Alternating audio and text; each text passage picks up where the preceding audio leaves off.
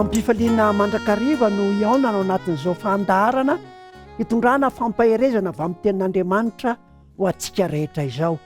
Hanatanteraka izany isika ka handeha ho amin'ny vavaka. Ry tompomasina tsara indrindra ny an-danitro, ekenay ho anao ny voninahitra, ny dera, ny fiandrianana, ny fanjakana izay anao hatramin'ny taloha indrindra ary ho anao mandritry ny mandrakizay. Ankehitriny izay tompo malalo dia iondrika eo amin'ny teninao ka te hanovo hery fahalalana avy amin'izany teninao izany. Koa manomeza ho anay tompo malalo avy amin'ny fanahinao, ivokisanay amin'ny famonjenao ary hahalalana indrindra ny fitiavanao. Koa dia aoka tompo malalo ny fahasoavan'i Jesosy Kristy hahatanteraka izany ho anay ary tononona noho ny aratsinao zany vavaka izany. Amen. Ny lohahevitry ny fampaherezana ho antsika dia ny amin'ny fanantenana. Manahoana ny toetra ny fanantenana ary nahoana ny ilaina ny fanantenana mba hahatonga antsika hahajoro ho an'Andriamanitra. Nahoana no ilaina ny fanantenana mba hahatonga antsika olon'ny finoana. Ny fanantenana tokoa mantsy no herin'ny valo soavy miasa deny ankehitriny hampandresy antsika. Ny hoavy zany dia efa eo am-pelatanantsika amin'ny alalan'ny fanantenana, ka izany fanantenana izany dia miasa ho famonjena antsika. Izao no ambaran'ny apôstôly Paoly raha manazava izany ho an'ny mpinytany Roma ny apôstôly Paoly araka ny bokin'ny Romanina 5:1 hatramin'ny 5. Vakitsika amin'ny anaran'i Jesosy Kristy tompony teny. Ny soa ananan'ny mino an'i Kristy sy ny fioarany zany noho izay soaverin'ny Adama. Koa amin'izany, satria efa nohamarinina tamin'ny finoana isika, dia aoka isika anana fihavanana amin'Andriamanitra amin'ny alalan'i Jesosy Kristy tompontsika. Tamin'ny alalany koa no efa nahazahoantsika fanatonana amin'ny finoana ho amin'izao fahasoavana hitoerantsika izao, ka dia aoka isika hifaly amin'ny fanantenana ny voninahitr'Andriamanitra. Ary tsy izany ihany, fa aoka isika hifaly amin'ny fahoriana aza, satria fantatsika fa ny fahoriana mahatonga faharetana, ary ny faharetana mahatonga fahatsaram-panahy voazan-toetra, ary ny fahatsaram-panahy voazan-toetra mahatonga fanantenana, ary ny fanantenana dia tsy mampahamenatra, satria ny fanahy masina izay nomena antsika no nentiny nampidina ny fitiavan'Andriamanitra ho ao ampotsika. Manao fanambarahana mahafinaritra ny apôstôly fa amin'ny alalan'ny finoana dia mirindra ny fiainantsika miaraka amin'Andriamanitra. Ary io finoana an' Jesosy izay fikiritsika io dia mahatonga fanamarinana atsika izay mpanota ho marina eo anatrehan'Andriamanitra araka ny 1:2. Hoy izy manao hoe, koa amin'izany satria efa nohamarinina tamin'ny finoana isika. Zany hoe Andriamanitra dia manamarina atsika izay tsy mendrika ho tonga mendrika noho ny fananantsika n'ilay finoanan'i Jesosy. Ary dia aoka isika anana fihavanana amin'Andriamanitra. Zany hoe rehefa amponenin'Andriamanitra tianatsika ny fanahana, dia tokony ataotsika izay amitranana aingana ny fihavanana amin'Andriamanitra satria efa mino an'i Jesosy. Tsy isika indray no anapotika ny fifandraisana amin'Andriamanitra rehefa nahazo ny finoanan'i Jesosy, fa ataotsika aingana izay hihavanana amin'Andriamanitra, dia aoka isika anana fihavanana amin'Andriamanitra amin'ny alalan'i Jesosy Kristy tompo. Ary izany asan'ny finoana manamarina atsika eo anaten'Andriamanitra izany ary manosika herin'ny fitiavana fihavanana ty anatsika ho an'Andriamanitra izany a no mahatonga antsika hanana fanantenana araka ny 5. Zao no ambarany eo amin'ny 5. Tamin'ny alalany koa nefa nazahoantsika fanatonana amin'ny finoana ho am'izao fahasoavana itoerantsika izao. Fahasoavana izany zao itoerantsika izao satria efa novelomina tao amin'i Jesosy isika, efa nokarakarain'Andriamanitra tao amin'i Jesosy, nahazo ny fanatonana amin'ny finoana tao amin'i Jesosy isika, dia tokony ho velona ao anatsika ny fanantenana. Ary zay indrindra ny famporisihana faharoa ataon'ny Paoly eto, ka dia aoka isika hifaly amin'ny fanantenana ny voninahitr'Andriamanitra. Ny fananantsika finoana, ny fifandraisana tsara amin'ny alalan'ny zavatra nataon'i Kristy sy ny herin'ny vavaka ataontsika zany a, dia tokony hampifaly antsika satria zany a dia miasa fanantenana ny voninahitr'Andriamanitra zay aseho antsika rehefa ho avy izy. Fomba anankiroa no mampisy ny fanantenana araka ny anazavan'ny Paoly azy. Ny fomba voalohany dia lay asan'ny fahasoavana amin'ny alalan'i Jesosy Kristy, lay natolony teo ankazo-fijaliana ho atsika. Iny raha nalatsaka iny zany a dia tokony hampifaly antsika satria mahatonga fihavanana amin'Andriamanitra. Koa eo anatehan'izao etraketraky ny fiainana izao dia iny ny zava-dehibe indrindra, iny ny zavatra nataon'i Jesosy mba hananantsika fanantenana, iny asan'ny hazo fijaliana iny. Zay zany no voalohany mahatonga ny fanantenana, ny asa famonjenana tanterahan'i Jesosy teo amin'ny hazo fijaliana. Ny zavatra faharoa ihany koa izay mahatonga ny fanantenana ho ananantsika dia zao, araka ny 5 sy ny 4, ary tsy zany ihany fa aoka isika hifaly amin'ny fahoriana azy. Eto zany dia manomboka miova indray lay foto-kevitra miteraka fifaliana.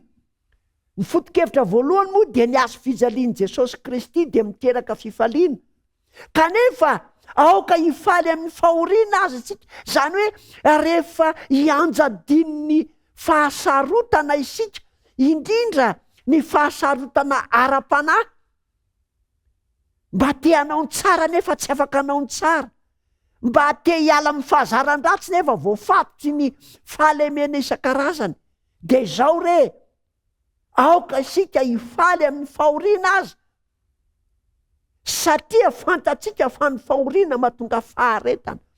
Io fizaham-toetrany finoana io zany, io fahoriana noho ny fitondrany any hazo fijaliana io zany a, tsy tokony hahaketraka atsika fa tokony hahatonga atsika ho faly noho ny amin'i Jesosy Kristy. De ampahoriana isika noho ny fiombonana fahoriana amin'i Jesosy Kristy. Mety ho voalatsa, mety ho voaheso, mety ho voarabiraby, mety ho voaroaka amin'ny asa azy, ary mety mahatonga trany amin'ny fisarahana eo anivon'ny tokantrano aza zany fanarahana an' Jesosy zany.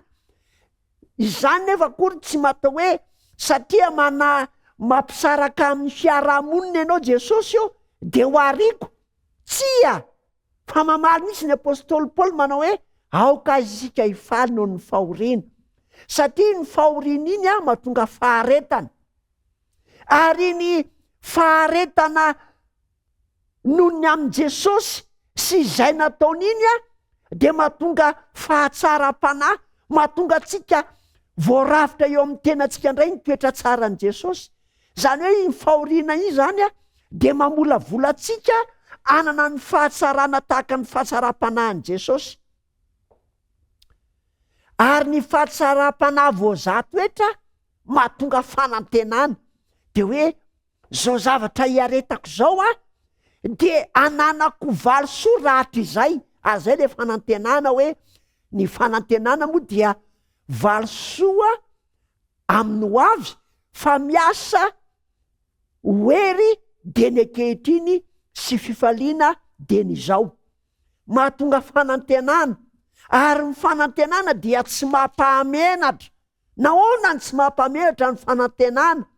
Satria ny fanahy masina izay nomena antsika dia nentiny nampidina ny fitiavan'Andriamanitra ho am-pontsika. Io fitiavan'Andriamanitra io zany no manjary sehatra hikarakarany atsika. De tokony tsy menatra isika, satria karakarain'Andriamanitra araky ny haben'ny fahasoavana isika tsirairay avy. Betsaka reo olona zay no zantoetra tamin'ny fahoriana, kanefa dia nitombo tamin'izany fahatsaram-panahy izany izy, nitombo tamin'izany fifaliana izany izy, nitombo fankasitrahana an'Andriamanitra izy. Ny anankiray lehibe tamin'ireny dia i Joba. Ndao tsika hijery ny olony finoana, dia i Joba no niraisika hoe eo anatin'ny fahoriana sy ny fangidiana. Ny zavatra niasa tamin'i Joba moa dia haitsika rehetra, fa i Joba dia lehilahy mahitsy sady marina teo anatrehan'Andriamanitra ary tia vavaka. Kanefa dia no ampangainy devoly hoe ianao anie Andriamanitra mamefy azy fitahiny ary fanantenan-javatra no anompony anao. Dia namaly moa Andriamanitra, namaly ny Satana manao hoe ory Satana, izany tokoa ve ny fahitanao any Joba mpanompoka? Fa tsy misy olona atoa azy eny ambonin'ny tany, fa tena lehilahy matahotra an'Andriamanitra sy tia vavaka izy, ry havana. Aza fanantenan-javatra no ivavahantsika sy anompotsika an'Andriamanitra, fa andeha ny maha-Andriamanitra an'Andriamanitra, ny toetra ny sosy-kanto, izany no anompotsika an'Andriamanitra, fa tsy ho filan-javatra na hoe ho amin'ny zavatry nofo ihany. De izao no tenin'ity Joba ity teo anatrihan'ny famelezana nataon'ny Satana sy ny eso-teny izay nataon'ireo namany. Joba 3:12, ny 7:20 no vakitsika amin'ny anaran'i Jesosy. Joba 3:12, ny 7:20. Na dia amono ay aza izy, mbola hanantena azy ihany aho, kanefa hanamarina ny lalako eo anatrehany aho. Na dia amono ay aza izy, na dia amono ay aza izy, na dia esorin' Jehovah amiko aza ny aiko, de mbola hanantena azy ihany aho. Mivangana mihitsiny ny fanantenany Joba, de tahaka izany. Ary izay fanantenany Joba azo tsapahitanana izay, de natonga azy iteny hoe hanamarina ny lalako eo anatrehany aho. Ndraindray tsika manantena an'Andriamanitra kanefa tsy manamarina ny lalantsika isika, fa to mandiso sy manameloka hoe ohatrany tsy manana fanantenana, fa aoka ry havana isika anamarina ny lalantsika eo anatrehan'Andriamanitra. Aoka zany hialantsika mihitsy ireo toetra zay mahatonga ny fanantenana tsy ho lavorary.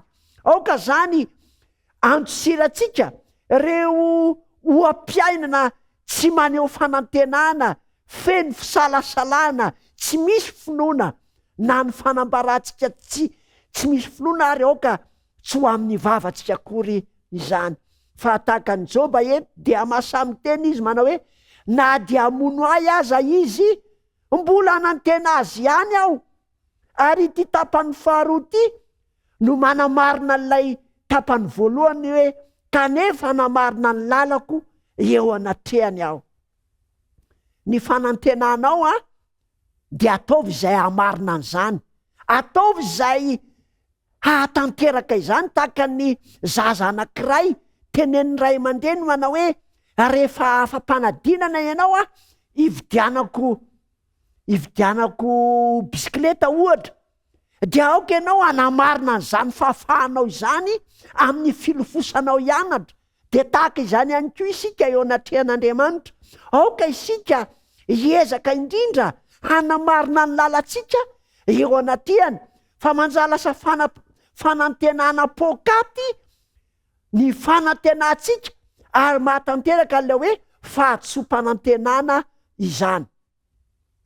Ny mpanompo hafa ihany koa dia nametraka n'io fanantenana io.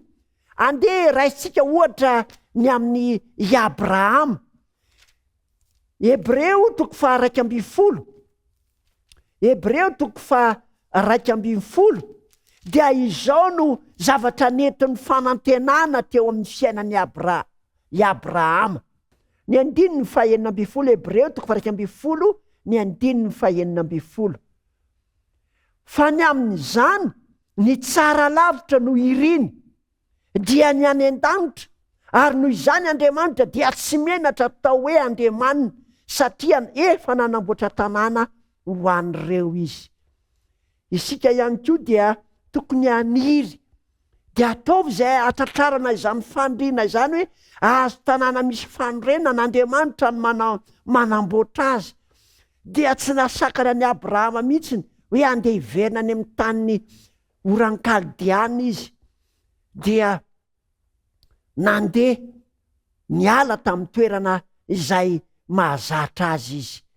Dia hatrany hatrany ireo olony finoana ireo dia nandeha tamin'ny finoana nitezain'ny fanantenana ho amin'ny famonjena azy izany.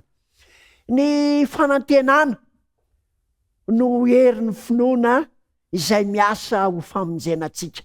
Rehefa eo ny fanantenana dia tsy lata-danja mihitsy isika eo anatrehany izany satria mitaiza atsika, manabe atsika ho amin'ny famonjena atsika izany. Koa dia Andriamanitra ne hamoky fanantenana atsika fa dia aza mianatra isika na dia mitondra fahoriana araka ny tenin'ny Romanina 5 teo, dia aoka isika tsy homenatra ny filazantsara, aoka isika hatanteraka izany hifaly satria Andriamanitra no miasa amintsika, mampidina ny fanahiny aty anatsika izy ary dia manome atsika izany fitiavana izany.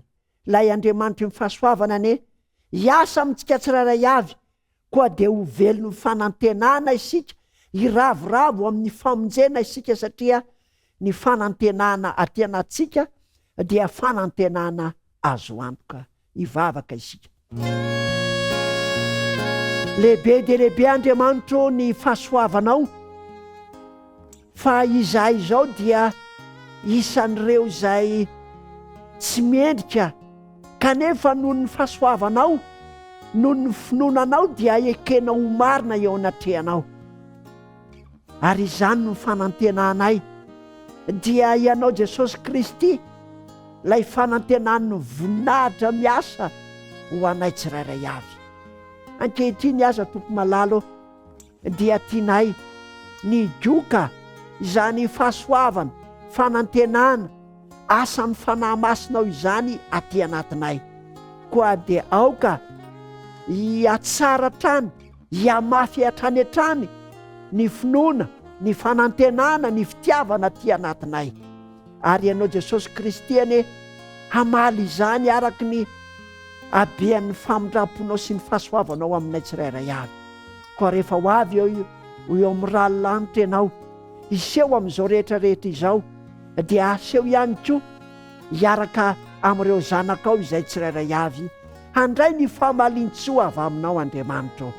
Mandra-piavinao eny amin'ny raholanitra dia aoka ary izahay hifaly amin'ny fanantenana, ary ny fanantenana aty anatinay dia tsy hampamenatra anay izany satria ny fanahy masinao no nentinao nampidina izany fitiavana izany ho aty anatinay.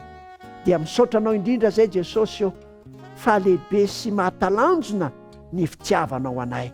Manonona ny vavaka noho ny anaratsoanay zay Jesosy. Amen.